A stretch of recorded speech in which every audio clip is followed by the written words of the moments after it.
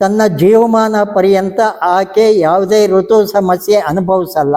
ವರ್ಷದಿಂದ ಒಬ್ಬ ಚರಕಾಚಾರ್ಯ ಅಂತ ಹುಟ್ಟಿದ್ದ, ವೈದ್ಯ ಪಿತಾಮಹ. ಇದು 6 ತಿಂಗಳು ಮಾಡಿದ್ರೆ ಕನಿಷ್ಠ 2 ತಿಂಗಳ ರಿಸಲ್ಟ್ ಸಿಗತ್ತೆ. ಅಲ್ಲಿರೋ ಡಾಕ್ಟ್ರು ಅಥವಾ ಕಸ ಗುಡಿಸೋನು ಅಥವಾ ಸ್ಪರ್ಮ್ ಡೋನರ್ ಅಂತಾರೆ, ವೀರ್ಯಾಣು ದಾನಿ, ಆಧ್ಯಾತ್ಮಿಕವಾಗಿ ಅವರಲ್ಲಿ ರಾಕ್ಷಸತ್ವ ಉಂಟಾಗತ್ತೆ. ಸೈಜ್ ಕಲ್ಲನ್ನು ಆರಾಮವಾಗಿ 3 ವರ್ಷದ ಮಗು ಎತ್ಕೊಂಡ್ಬರುತ್ತೆ. ನಾ ಹೇಳಿದ್ನಲ್ಲ, ಮಕ್ಕಳಾಗೋ ಸಂಖ್ಯೆ ಕಮ್ಮಿ ಆಗಿದೆ ಅಂತ. ಅದಕ್ಕೆ ಬೆಂಗಳೂರು ಸಿಟಿ ಒಳಗೆ 1,000ಕ್ಕಿಂತ ಹೆಚ್ಚು IVF ಸೆಂಟರ್, ಅಂದರೆ ಮನುಷ್ಯರಿಗೆ ಕೃತಕ ಗರ್ಭಧಾರಣೆ ಮಾಡುವಂಥ ಕೇಂದ್ರಗಳು. ಆ ಕೃತಕ ಗರ್ಭಧಾರಣೆ ಕೇಂದ್ರಕ್ಕೆ ಹೋದರೆ ಕನಿಷ್ಠ 5 ರಿಂದ 10 ಲಕ್ಷ ರೂಪಾಯಿ ಬಿಲ್ ಇಡ್ತಾರೆ. ದಯವಿಟ್ಟು ತಪ್ಪು ತಿಳಿಬೇಡಿ, ನಾನು ಇರೋಂಥ ವಾಸ್ತವ ಸಂಗತಿನ ಹೇಳ್ತಾ ಇದ್ದೀನಿ. ಅಲ್ಲಿ ಹೋದರೆ ಯಾವ ಉದ್ದೇಶ ಇಟ್ಕೊಂಡು ಹೋಗ್ತಾರೆ? ಆ ಹೆಂಗಸಿಗೆ ಮಗು ಆಗಬೇಕು. ಗಂಡ ಹೆಂಡತಿ ಹೋಗ್ತಾರೆ, ಮಕ್ಕಳಾಗಿಲ್ಲ.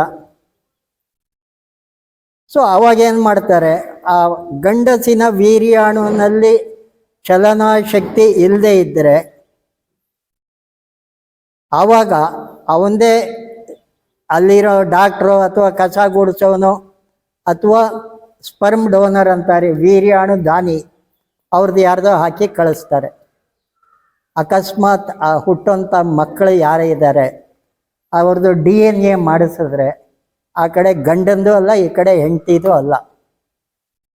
ಆಕೆಯಲ್ಲೂ ಏನಾದರೂ ದೋಷ ಇದ್ದರೆ ಅಂಡಾಣು ದಾನಿಯಿಂದ ಅಂಡಾಣು, ವೀರ್ಯಾಣು ದಾನಿಯಿಂದ ವೀರ್ಯಾಣು ತಗೊಂಡು ಹಾಕಿ ಅದನ್ನು ಟೆಸ್ಟ್ ಟ್ಯೂಬಲ್ಲಿ ಫಲಿತ ಮಾಡಿ ಆಕೆ ಗರ್ಭಧಾರಣೆ ಮಾಡಿಸಿ 10 ಲಕ್ಷ ರೂಪಾಯಿ ಇಸ್ಕೊಂಡು ಬಿಲ್ ಮಾಡಿ ಕಳಿಸ್ತಾರೆ. ಅವನಿಗೆ ಬೇಕಾಗಿರೋ ದುಡ್ಡು. ಅಕಸ್ಮಾತ್ ಆ ಯಾರು ಅಂಡಾಣು ಮತ್ತು ವೀರ್ಯಾಣು ದಾನಿ ಇದ್ದಾರೆ ಅವರ ಮಗುವಿನ ಜೊತೆಗೆ ಈ ಮಗು ಮದುವೆ ಆದರೆ ಹುಟ್ಟಂಥ ಮಕ್ಕಳೇನಾಗತ್ತೆ? ಅಣ್ಣ ತಂಗಿ ಆಗ್ತಾರೆ. ಸಂಬಂಧದಲ್ಲಿ ಅಣ್ಣ ತಂಗಿ, ಅಕ್ಕ ತಮ್ಮ ಏನೋ ಆಗತ್ತೆ. ಹೌದಾ? ಈ ಥರ ಏನು ಇನ್ ಬ್ರೀಡಿಂಗ್ ಆಗತ್ತೆ. ಆ ಹುಟ್ಟಂಥ ಮಕ್ಕಳು ಬರೀ ಅಂಗವಿಕಲ ಒಂದೇ ಅಲ್ಲ, ಶಾರೀರಿಕವಾಗಿ, ಮಾನಸಿಕವಾಗಿ, ಬೌದ್ಧಿಕವಾಗಿ, ಆಧ್ಯಾತ್ಮಿಕವಾಗಿ ಅವರಲ್ಲಿ ರಾಕ್ಷಸತ್ವ ಉಂಟಾಗತ್ತೆ. ಇವತ್ತು ಯಾರಿಗೆ ಮಕ್ಕಳಾಗಿಲ್ಲ ಅವರಿಗೆ ನಾಟಿ ಹಸು ತುಪ್ಪ 1 ಚಮಚ ಅಂಗೈಗೆ ಹಾಕೋಬೇಕು. ಗಂಡಸಿಗೆ ಹಾಕ್ಕೊಂಡು ಅದರಲ್ಲಿ 3 ಚಿಟಿಕೆ ಜ್ಯೇಷ್ಠ ಮಧು ಅಂತಾರೆ, ಗ್ರಂಥಿಗೆ ಅಂಗಡಿಯಲ್ಲಿ ಸಿಗತ್ತೆ. ಅದಕ್ಕೆ ಇನ್ನೊಂದು ಅತಿ ಮಧುರ ಅಂತಾರೆ. ಆಮೇಲೆ ಹಳ್ಳಿ ಭಾಷೆಯಲ್ಲಿ ಅದಕ್ಕೆ ಇನ್ನೊಂದು ಅಂತಾರೆ, ಇದು ಜ್ಯೇಷ್ಠ ಮಧು ಅಥವಾ ಎಷ್ಟಿ ಮಧು ಅಂತಾರೆ. ಅದಕ್ಕೆ ಎಷ್ಟಿ ಮಧು ಅಂತಲೂ ಇದೆ, ಅತಿ ಮಧುರ ಅಂತಾರೆ. ಅದನ್ನು 3 ಚಿಟಿಕೆ ಹಾಕಿ ಚೆನ್ನಾಗಿ ತೇಯಬೇಕು, ಕೈಯಲ್ಲೇ ತೇಯ್ದ್ಬಿಟ್ಟು ನೆಕ್ಕೋಬೇಕು. ಅದನ್ನ ಹೆಂಗಸಿಗೆ ಇದು 1 ಚಮಚ ನಾಟಿ ಹಸು ತುಪ್ಪ, 3 ಚಿಟಿಕೆ ಕಾಳು ಮೆಣಸು ಪುಡಿ, ಕರಿಮೆಣಸು ಪುಡಿ ಮಾಡಬೇಕಾಗಿದ್ದರೆ ಕುಟ್ಟಿ ಪುಡಿ ಮಾಡಬೇಕೇ ಹೊರತು ಮಿಕ್ಸಿಗೆ ಹಾಕಿ ಅಲ್ಲ. ಮಿಕ್ಸಿಗೆ ಹಾಕಿದ್ರೆ ಆ ಸ್ಪೀಡ್ ಓಡುತ್ತಲ್ಲ, ಅದರಿಂದ ಏನಾಗುತ್ತೆ ಅಂದರೆ ಅದರಲ್ಲಿ ಬಿಸಿ ಜಾಸ್ತಿ ಉತ್ಪತ್ತಿ ಆಗುತ್ತೆ. ಬಿಸಿ ಜಾಸ್ತಿ ಉತ್ಪತ್ತಿ ಆದಾಗ ತಿರುಗೋ ಸ್ಪೀಡ್ಗೆ ಆ ಮೆಣಸು ಅದರಲ್ಲಿ ಇರೋಂಥ ಕೆಲವು ಅಂಶಗಳನ್ನು ಕಳ್ಕೊಳ್ಳುತ್ತೆ. ಅದಕ್ಕೋಸ್ಕರ ನಮ್ಮಲ್ಲಿ ಆಯುರ್ವೇದದ ಔಷಧಿಗಳು ಎಲ್ಲ ತಯಾರು ಮಾಡಬೇಕಾಗಿದ್ದರೆ ಕುಟ್ಟಿ ಪುಡಿ ಮಾಡ್ತಾಯಿದ್ರು, ಅಥವಾ ಅರಿತಾ ಇದ್ರು, ಅಥವಾ ರುಬ್ತಾ ಇದ್ರು. ಅದರಿಂದ 3 ಚಿಟಿಕೆ ಕಾಳು ಮೆಣಸು, ಕರಿಮೆಣಸು ಪುಡಿ, ಕುಟ್ಟಿ ಪುಡಿ ಮಾಡಿರೋಂಥದ್ದು ಹಾಕಿ ತೇದ್ಬಿಟ್ಟು ನೆಕ್ಕೋಬೇಕು. ಹೆಂಗಸಿಗೆ ಇದು 6 ತಿಂಗಳು ಮಾಡಿದ್ರೆ ಕನಿಷ್ಠ 2 ತಿಂಗಳ ರಿಸಲ್ಟ್ ಸಿಗತ್ತೆ. ಅದಕ್ಕೋಸ್ಕರನೇ ಹೇಳೋದು, ಖಾಲಿ ಹೊಟ್ಟೆ ಅಥವಾ ಆಹಾರ ತಗೊಂಡ ಮೇಲೆ ದಿನಕ್ಕೆ 4 ಚಮಚ ತುಪ್ಪ ತಿನ್ನಲಿ. ಬೆಳಗ್ಗೆ ತಿಂಡಿಗೆ 1 ಚಮಚ ಹಾಕೊಳ್ಳಿ, ಮಧ್ಯಾಹ್ನ ಊಟಕ್ಕೊಂದು, ರಾತ್ರಿ ಊಟಕ್ಕೊಂದು, ರಾತ್ರಿ ಮಲಗೋ ಮುಂಚೆ ಲೋಟ ಹಾಲು ಕುಡಿಯುವಾಗ ಹಾಲಿಗೆ 1 ಚಮಚ ತುಪ್ಪ, 2 ಚಿಟಿಕೆನೋ 3 ಚಿಟಿಕೆ, 2 ಚಿಟಿಕೆ ಅರಿಶಿನ, ಕಾಳು ಮೆಣಸು ಕುಟ್ಟಿದ್ದು 1-2 ಚಿಟಿಕೆ ಪುಡಿ ಹಾಕ್ಕೊಂಡು ರಾತ್ರಿ ಹಾಲು ಕುಡಿದ್ರೆ ಈ ಸಮಸ್ಯೆ ಪರಿಹಾರ ಆಗುತ್ತೆ. ತುಪ್ಪದಲ್ಲಿ ಏನಿದೆ ಅಂತ ಹೇಳ್ತಾರೆ. ಶುಕ್ರಮಸಿ ಜ್ಯೋತಿರಸಿ ತೇಜೋಸಿ ದೇವೋ ಸವಿತೋತ್ ಪುನಃ ಸ್ವಚ್ಛಿದ್ರೇಣಮ ಪವಿತ್ರೇಣಮ ಸೋಮಸೂರ್ಯಸ್ಯ ರಶ್ಮಿಭಿಹಿ ಅಂತ ಹೇಳ್ತಾರೆ. ಅಂದರೆ ಶುಕ್ರಮಸಿ, ಶುಕ್ರ ಇದೆ ಅದರಲ್ಲಿ. ಶುಕ್ರ ಅಂದ್ರೇನು? ವೀರ್ಯ, ಧಾತು. ವೀರ್ಯ ಅಂದರೆ ಪವರ್, ಶಕ್ತಿ ಇದೆ ಅದರಲ್ಲಿ. ಜ್ಯೋತಿರಸಿ, ಬೆಳಕಿದೆ. ತೇಜೋಸಿ, ತೇಜಸ್ಸಿದೆ. ದೇವೋಸಿ, ದೈವತ್ವ ಇದೆ. ಸವಿತೋತ್ ಪುನಃ, ಅದರಲ್ಲಿ ಸಾಕ್ಷಾತ್ ಸೂರ್ಯ ಭಗವಂತನೇ ಇದ್ದಾನೆ. ಇಡೀ ಜಗತ್ತಿನ ಚರಾಚರ ಸೃಷ್ಟಿಗೆ ಮೂಲ ಕಾರಣ ಸೂರ್ಯ. ಏನೇ ಸೃಷ್ಟಿ ಕಾರ್ಯ ಆಗಬೇಕಾಗಿದ್ದರೂ ಸೂರ್ಯ ಅವಶ್ಯ. ಸೊ ಆ ಸೂರ್ಯನೇ ಆ ತುಪ್ಪದಲ್ಲಿದ್ದಾನೆ. ಸ್ವಚ್ಛಿದ್ರೇಣಂ ಪವಿತ್ರೇಣಂ, ಅದರ ಪ್ರತಿಯೊಂದು ಕಣಕಣವೂ ಪವಿತ್ರವಾದ್ದು. ಸೋಮ ಸೂರ್ಯಸ್ಯ ರಶ್ಮಿಭಿಹಿ ಅಂತ ಹೇಳ್ತಾರೆ. ಸೋಮ ಅಂದರೆ ಚಂದ್ರ, ಸೂರ್ಯ, ಇವರಿಬ್ಬರ ಕಿರಣಗಳು, ರಶ್ಮಿ ಅದರಲ್ಲಿ ಇದೆ ಅಂತ. ಇಷ್ಟಿದ್ಮೇಲೆ ಅದು ಔಷಧಿ ಆಗದೆ ಇನ್ನೇನಾಗುತ್ತದು? ಅದರಿಂದ ಸಂತಾನ ಉತ್ಪತ್ತಿ ಆಗದೆ ಇನ್ನೇನಾಗುತ್ತೆ? ತುಪ್ಪ ತಿಂದರೆ ದಪ್ಪ ಆಗಲ್ಲ, ತುಪ್ಪ ತಿಂದರೆ ಸಮಸ್ಯೆ ಪರಿಹಾರ ಆಗತ್ತೆ. IVF ಸೆಂಟರ್ಗೆ ಹೋಗೋ ಕೆಲಸ ಇಲ್ಲ. ಸೊ ಯಾರಿಗೆ ಸಂತಾನ ಆಗಿಲ್ಲ, ಇವತ್ತಿನ ಸಂತಾನ ಸಮಸ್ಯೆಗೆ ಇದನ್ನು ಮಾಡಿಕೊಂಡ್ರೆ ಆಗತ್ತೆ. ಕೆಲವರಿಗೆ ಕಾಳು ಮೆಣಸಿಗಿಂತ ಅವರ ಪ್ರಕಾರ ಅವ್ರಿಗೆ ನಾಡಿ ನೋಡ್ತಾರೆ.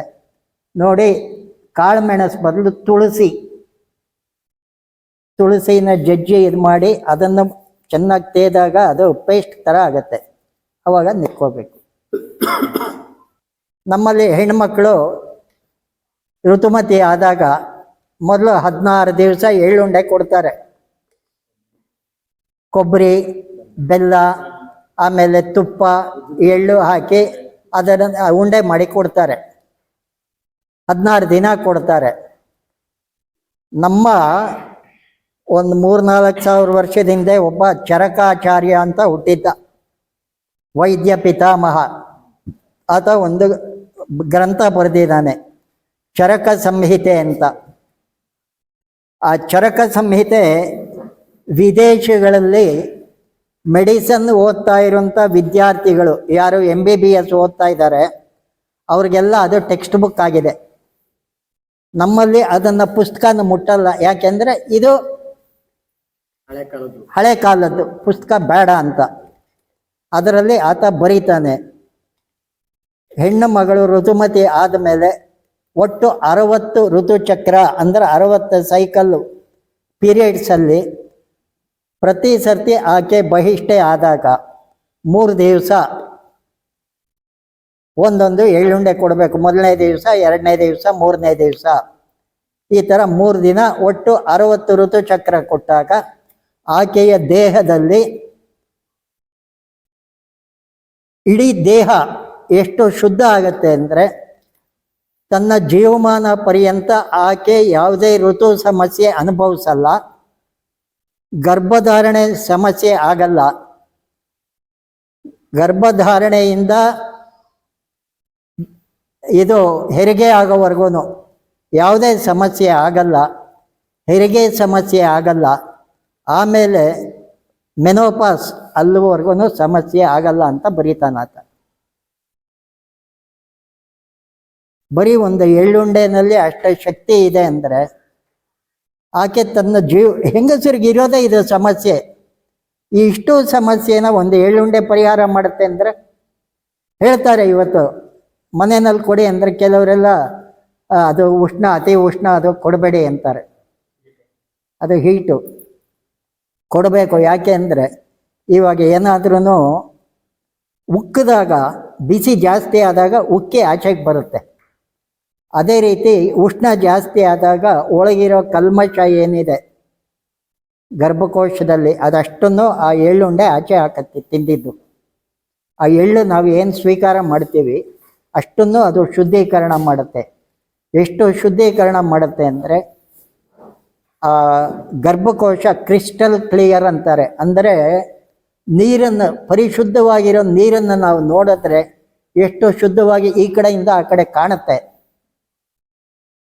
ಆ ಥರ ಆ ಅಂಡಾಣು ಬಿಡುಗಡೆ ಆದರೆ ಅದು ಆ ಥರ ಇರುತ್ತೆ.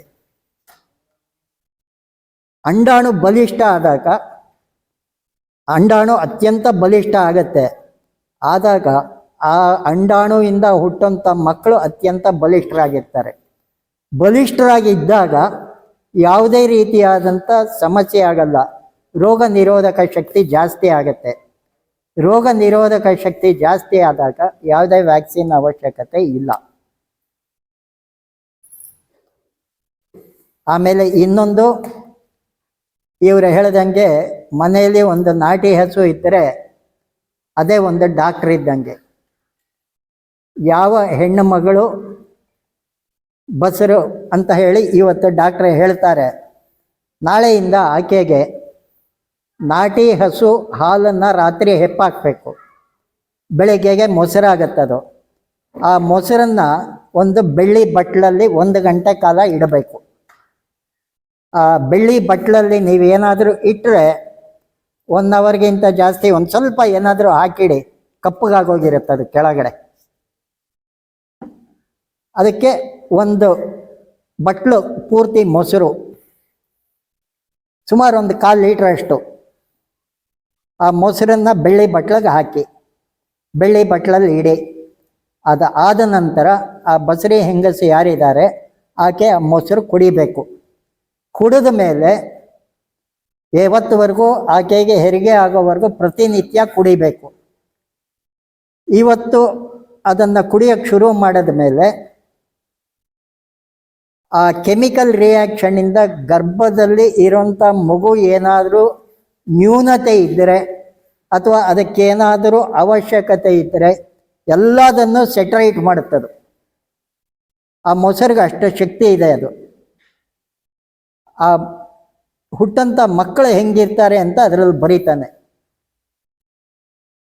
ಒಳ್ಳೆ ಬಣ್ಣ, ಸುಂದರವಾಗಿರ್ತಾರೆ, ಒಳ್ಳೆ ಕೂದಲು, ಅತ್ಯಂತ ದೃಢಕಾಯರಾಗಿರ್ತಾರೆ, ಅತ್ಯಂತ ಹೆಚ್ಚಿನ ರೋಗ ನಿರೋಧಕ ಶಕ್ತಿ ಇರುತ್ತೆ, ಮತ್ತು ಪ್ರಮಾಣಬದ್ಧ ಅಂಗಾಂಗ ಅಂತ.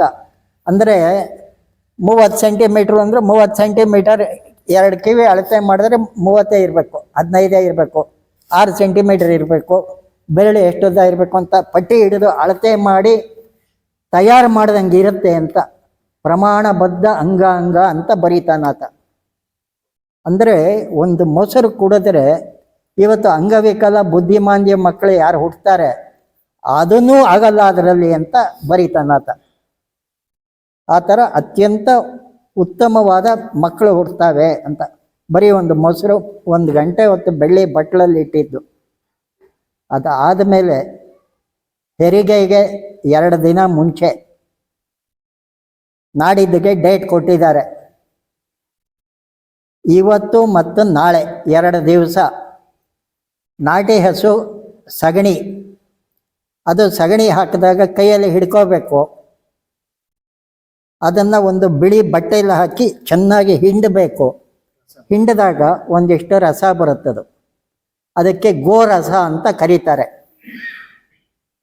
ಆ ಸಗಣಿದು ರಸ ಅದನ್ನು ಇವತ್ತು ಬೆಳಗ್ಗೆ, ಇವತ್ತು ಸಂಜೆ, ನಾಳೆ ಬೆಳಗ್ಗೆ, ನಾಳೆ ಸಂಜೆ 2 ದಿನ ಕೊಟ್ಟರೆ ಎಂಥ ಸಿಜೇರಿಯನ್ ಕೇಸ್ ಇರಲಿ, ಎಂಥ ಬ್ರೀಚ್ ಕೇಸ್ ಇರಲಿ, ಬ್ರೀಚ್ ಕೇಸ್ ಅಂದರೆ ಮಕ್ಕಳು ಕೆಲವು ಸರ್ತಿ ಉಲ್ಟಾ ಬರ್ತವೆ, ಅಂಥದ್ದನ್ನು ರಿಪೇರಿ ಆಗಿ ನಾರ್ಮಲ್ ಡೆಲಿವರಿ ಆಗತ್ತೆ. ನನ್ನ ಮಗಳದೇ ಉದಾಹರಣೆ. 10:30ಗೆ ರಾತ್ರಿ ಹಾಸ್ಪಿಟ್ಲಿಗೆ ಸೇರಿಸಿದ್ವಿ. 10:15, 10:30 ಸೇರಿದ್ದು. 1 1/4 ಗಂಟೆ, ಅರ್ಧ ಗಂಟೆ ಒಳಗೆ ಈ ಗೋರಸ ತೊಗೊಂಡೋಗಿ ಕೊಟ್ಟೆ. ಕುಡಿದ್ಲು. ಬೆಳಿಗ್ಗೆ 4:10ಕ್ಕೆ ಲೇಬರ್ ವಾರ್ಡಿಗೆ ಕರ್ಕೊಂಡೋದ್ರು. 4:24ಕ್ಕೆ ಡೆಲಿವರಿ ಆಯಿತು, ನಾರ್ಮಲ್ಲು. ಆಗತ್ತೆ. ಗೋವಿಗೆ ಅಷ್ಟೇ ಶಕ್ತಿ ಇದೆ, ನಾವು ಕೇಳ್ಕೋಬೇಕಷ್ಟೇ ಅವಳನ್ನು. ಮಕ್ಕಳಿಗೆ ತುಪ್ಪ ಕೊಡೋದಕ್ಕಿಂತ ಹೆಚ್ಚಾಗಿ ಬೆಣ್ಣೆ ಕೊಡಿ. ಯಾಕೆಂದರೆ ತುಪ್ಪದಲ್ಲಿ ಶುಕ್ರ ಇದೆ, ಬೆಣ್ಣೆಯಲ್ಲಿ ಶುಕ್ರ ಇಲ್ಲ, ಶುಕ್ರ ಕಡಿಮೆ ಇದೆ. ಮಕ್ಕಳಿಗೆ ನೀವು ದಿನ ಒಂದಿಷ್ಟು ದಪ್ಪ ಬೆಣ್ಣೆ ಕೊಡಿ, ನಾಟಿ ಹಸೋದು. ಒಂದು 6 ತಿಂಗಳು ಕೊಡೋಷ್ಟೊಳಗೆ ಅವನಿಗೆ ಹೆಂಗೆ ಶಕ್ತಿ ಬಂದಿರುತ್ತೆ ಅಂದರೆ, ಈ ಡಬ್ಬ ಇದೆಯಲ್ಲ, ಈ ಸೈಜ್ದು ಕಲ್ಲು ನಾನು ನೋಡಿದ್ದೀನಿ. ನಮ್ಮ ಭಾವನ ತಂಗಿ ಮೊಮ್ಮಗ 3 ವರ್ಷದವನು. ಎಂಥ ಚಳಿ ಒಳಗೆ ಅವನ ಮೈ ಮೇಲೆ ಬಟ್ಟೆ ಇರಲ್ಲ ಅವನಿಗೆ. ಇವಾಗ ಅವನಿಗೆ 9-10 ವರ್ಷ. ಇವಾಗ ಬಲವಂತ ಮಾಡೋದ್ರಿಂದ ಒಂದು ಲಂಗೋಟಿ, ಒಂದು ಚಡ್ಡಿ ಹಾಕ್ಕೊಂಡಿರ್ತಾನೆ. ಇಲ್ಲದೆ ಇದ್ರೆ ಅವನ ಮೈ ಮೇಲೆ ಬಟ್ಟೆನೇ ಹಾಕ್ಕೊಳ್ಳಲ್ಲ ಅವನು. ಸ್ಕೂಲ್ಗೆ ಹೋಗ್ಬೇಕು, ಯೂನಿಫಾರ್ಮ್ ಹಾಕ್ಕೊಳ್ಬೇಕು, ಅದಕ್ಕೆ ಚಡ್ಡಿ ಶರ್ಟು ಹಾಕೋತಾನೆ.